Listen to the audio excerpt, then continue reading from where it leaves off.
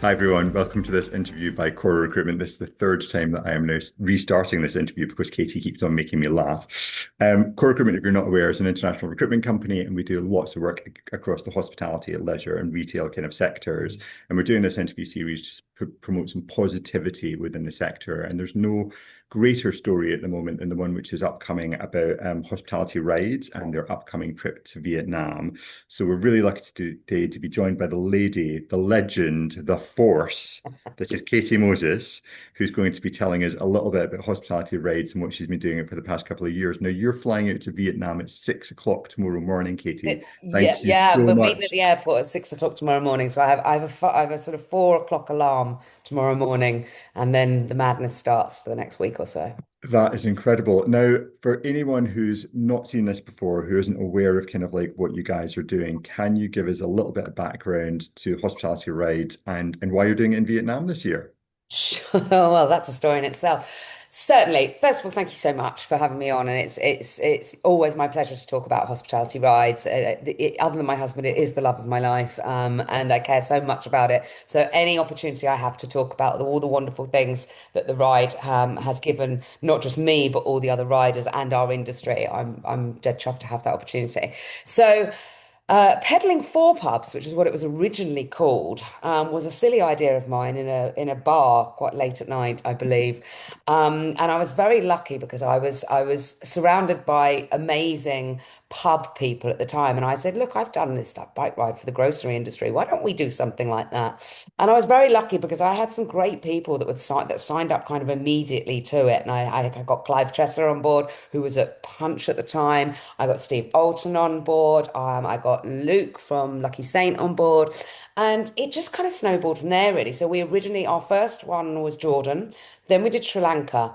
And then we just decided after sort of Sri Lanka and in between Sri Lanka and Kenya, that it was time to open it up a bit more to the wider hospitality world. Pubs are certainly a passion point of mine, but we really wanted something that was going to have a bit of a wider reach. So we rebranded, and Natural Selection Design did all of our branding pro bono, and they've done a fantastic job. And we became Hospitality Rides after Kenya, which was our third ride. Last year we did Taiwan, and this year, funny story, we were going to be doing Cuba, and then something happened. Lots of things happened because of somebody. And therefore, I was told on the Thursday night that the UK government had put a essential travel only clause in for Cuba. Our insurance wasn't going to cover everything, but we were due to pay the balance of all of our flights and everything on the Monday. So I had from the Friday morning through till 5 o'clock on the Friday afternoon to decide what we were going to do.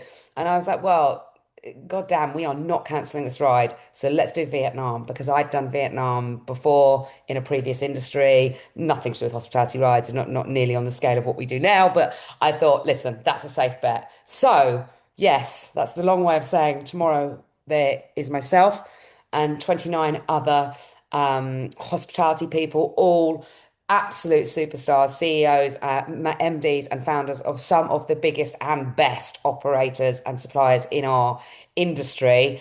And they are all giving me a week of their time for me to drag them, kicking and screaming, up some hills in Vietnam, where we will be raising money for Only a Pavement Away and the Licensed Trade Charity. And how's the training been going? How prepared do you feel, Katy? Um, so yeah, I'm really prepared. I'm super prepared. Listen, it's been a busy start to the year. You know what our industry's like, it's non-stop. So I've done as much as I can do. And as I always say to all of the riders, it is mind over matter. Just mind over matter. You can do this. That's incredible. Now, this is the fifth year that you're obviously doing it, and I don't think people realize kind of like, how much money that you guys have raised and the impact that this has had already. Can you just, I know you're very coy when it comes to these kind of things, but kind of like, can you just tell us a little bit about how much you've raised and the impact that's had on those two charities so far? Sure. I mean, we're on a 1.6 million at the moment for four Wow. years. And last year we did 420,000. So this year we've targeted ourselves as 500,000. Now, I didn't know we'd target ourselves as 500,000 until I saw a press release in Propel that said we'd target ourselves. And I was like, where's anyone got this from? Oh, wow. Okay, off we go. So, that kind of money has such an impact. I mean, especially if you look at the situation that our industry is in at the moment, and you look at someone like Licensed Trade Charity, who, they help people who are facing hard times that have worked in our industry, and there really haven't been any harder times than the last 5, 6 years for Yeah. pubs, bars, and restaurants. And I think that people forget, I think it's easy to forget that if you are a restaurant owner or you're a publican, etc., if you things don't go right for you and you have to fold your business, you're probably losing your home as well, Mm. and where you're bringing up your kids, and access to all the things that you had as part of that job, part of that role. So I think it's more important now than ever that we support the Licensed Trade Charity for that. Also, they are making some fantastic inroads in mental health support, and neurodiversity support within the hospitality industry. And the fact is, they need money to do it, but they also need that acknowledgement, that sort of brand awareness, so that people can understand that there is help out there. And Yeah. actually, we work really closely with the Licensed Trade Charity at CAM, and we do a lot of their brand awareness research each year. And each year, they're becoming more and more well known within our industry. And I think the ride does contribute to that, because we have these massive reach, because we have 30 riders from all the different parts of the industry. So that's fantastic. And then the other charity is Only a Pavement Away, which is a charity incredibly close to my heart, that initially started out helping ex-offenders into work, and ex-offenders and the homeless into work. And my mother actually worked in a prison. So when she died, I actually started up a bursary in her name called the Deborah Moses Turnaround Bursary that Oh, Only a Pavement wow. Away run. And we finance that in a different way. But Hospitality Rides allows us to help Only a Pavement Away to put in relationship managers and people who are really going to be doing that work at the coalface of speaking to people who are homeless, ex-offenders. We're moving, cautiously and carefully now into working with victims of domestic violence or survivors of domestic violence as well. And all of those areas are just it's imperative that we give those people the support that they need. And it is about a second chance with Only a Pavement Away. It's not about a handout. It's about, okay, where are your skills? Let's look at how we can fit you into a career within hospitality. And that, of course, helps our industry as well, because we all know what an absolute bloody nightmare staffing can be. And Yeah. again, especially at this time in our industry. So that's why we do it, and that's who we do it for. And hopefully, the money that we've raised so far has had a really positive impact on the amount of work those two charities can do, and the amount of support they can give to the people who are coming into our industry after we've taken them from tricky circumstances and trained them in a hospitality role.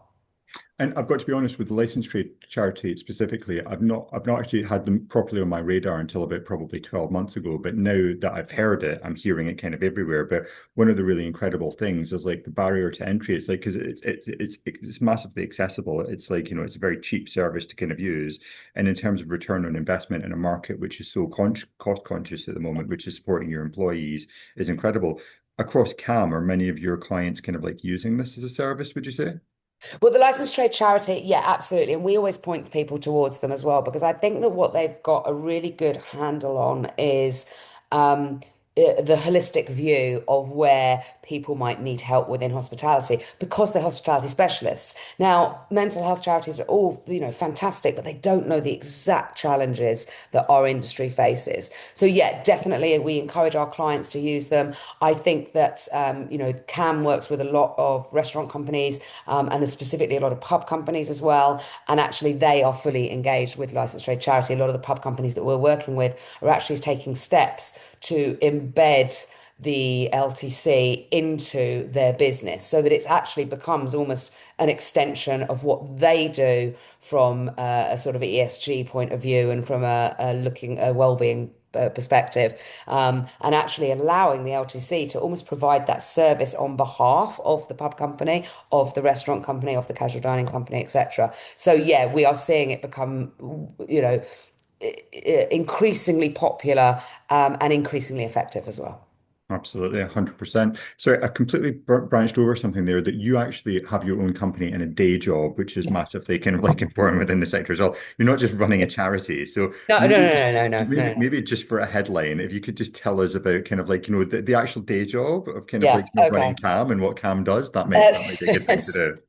so CAM is a research consultancy that I started up around 12 years ago with the idea that I wanted to bring exciting, interesting, actionable data to the hospitality industry. We did some work in grocery as well, but now we are purely focused on hospitality and food service. What we do for our clients is primarily bespoke research. So they come to us with a query, a problem, a hypothesis, and we look into it, we solve it, we say whether it's true or not.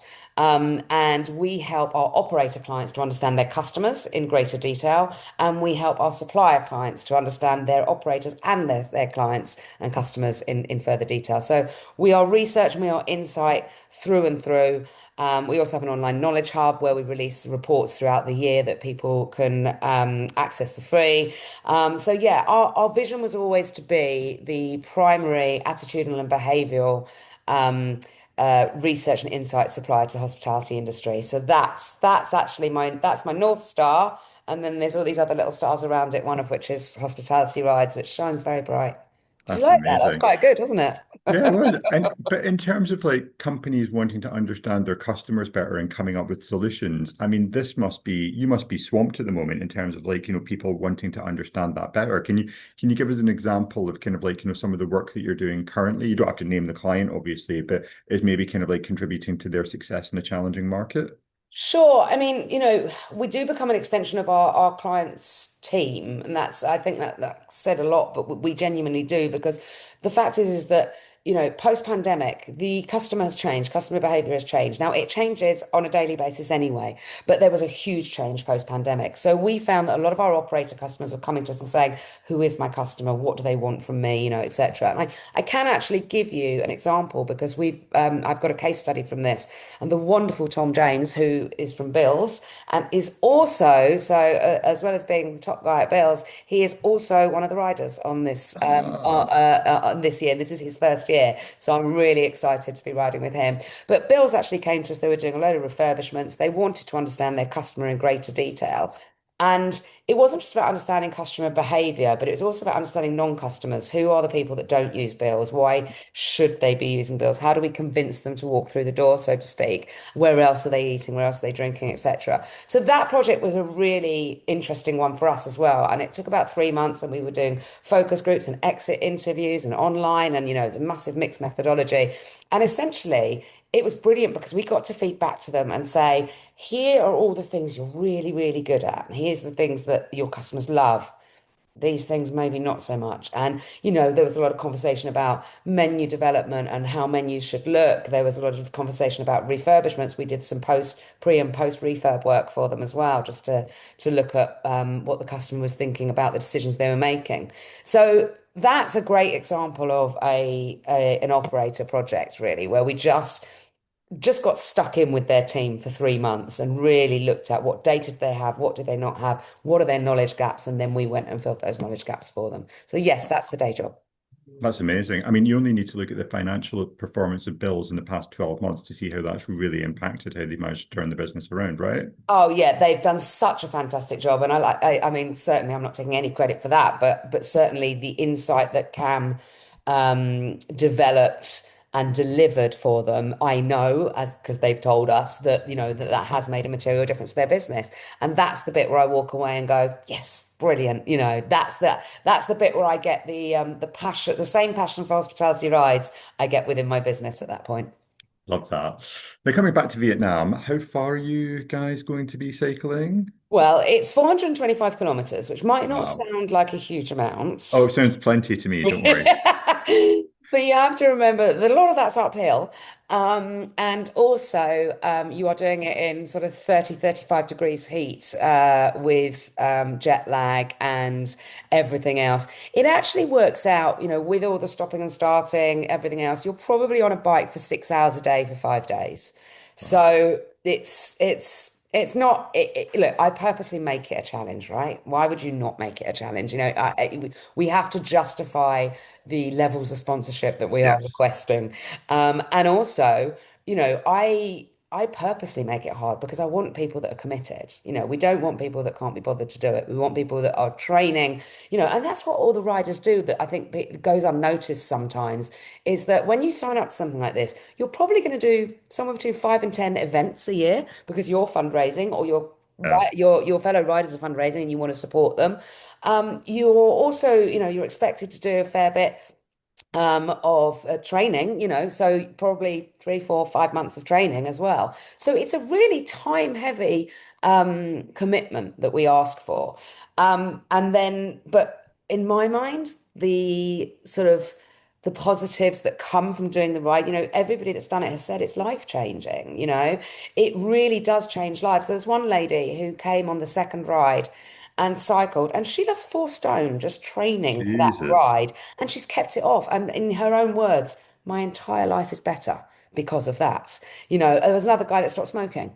There was another guy, so there's all these personal gains. Then you've got the professional sort of networking-ish gains. You've got the actual helping the charities bit, and then you've got the actual helping the industry bit. So it's just this beautiful sort of cake of all these wonderful feelings and things. But it is a lot of effort, and the riders have to be commended for the sheer amount of effort and time and commitment that they put in. So if you're watching this and you want to change your life, sign up for next year, right? I'm not even going Sign to up. ask you where you're thinking about going next year because let's get this year out of the way, but maybe think about next year. Well, you wouldn't get an answer from me anyway, Christian, because actually, what we do is on the final night, we do a little awards ceremony. James and I from Anglian Country Inns runs a pub quiz, and then we do a bit of a guessing thing as to where we're going next year, and then I announce it. So it's actually Oh, like so a you big know. reveal. I know, it's booked. It's booked. Oh, I love it. Yeah, so I know where we're going. So if anyone out there wants to get involved, it is a bit of a bun fight. Every year I've got like a waiting list of 20 odd people, but get hold of me anytime after the 29th of May if you are interesting. 29th of April, sorry, I get back on the 28th. So 29th of April. After that, if anyone's interested in joining us next year, then get in touch. Excellent. Now, if 425 miles in Vietnam in 35-degree heat is a bridge too far, then as it may be for some people, myself included, like Steve Altrincham and Pedaling for Pubs is doing another event this year, which is maybe slightly more accessible, shall we say, Yeah. right? Yeah, exactly. That's our sister ride. So when I started pedaling for pubs, we had an adjacent ride that Steve Alton started in year 2, which has gone great guns. They now have around 60, 70 riders. I think it's Norfolk this year. It's over 3 days. It's far more accessible. Obviously, you don't have the travel, you don't have the jet lag, you don't have the heat presumably in Norfolk, and it's called pedaling to pubs because you do pedal from pub to pub to pub. It's Oh, still a nice. challenge. It is still a challenge. It is not a breeze by any shape or form, but it's not quite the challenge that hospitality rides is. Excellent. And I mean, final question from my side of things. And can I just say, if you do want to get involved as well, Katie's Just Giving link is on her name, which should Yes, just be down please here as well. So please get help me involved to in help the licensed trade charity and only a pavement away. 100%. But you've got 30 business leaders, and I know a lot of these guys kind of like pretty well as you know. I mean, there is there a bit of competition for kind of like, is there a bit of Tour de France going on? Is it a collaborative group? Has it been different every year? What are you kind of expecting? It's funny you should ask that because this ride is not a race and there are no prizes for coming first. So we actually work very much as a team. You are only as fast as your slowest rider because once you get to a break point, if somebody's 20 minutes behind you, you've got to wait until they've had a break before you set off again anyway. So actually, the camaraderie on this trip and the level that people sort of the amount of help people give other people is actually partly the most inspiring part of the trip. So there Wow. is no Tour de France thing going on. However, having said that, we do give out yellow jerseys that this year are sponsored by Sky Business. And at the end of each day, we get a yellow jersey, and it's for the person that's really pitched in with the team. It's not about how quick you've gone or how brilliant you've been on your bike. It's more about what a team player you've been.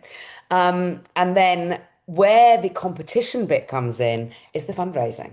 So Yeah. we do a leaderboard every Friday leading up to the final ride, and there's a lot of ribbing going on the WhatsApp group, and there's people sort of leapfrogging each other and then going back. So that's kind of where the competitive element comes in because everybody just wants to raise as much as they possibly can, and not at the expense of that wonderful team spirit and camaraderie. I love that. Katy, best of luck. I Thank know you. there's going to be lots all over social media. We're going to get this out all over the place when you guys are kind of like, taking off as well. And I mean, the charity is only A Pavement Away and the Yeah. Licensed Trade Charity. If you're not involved with them already, please do look them up. They are both phenomenal organizations. Best of luck. Thank you so much. Thank you.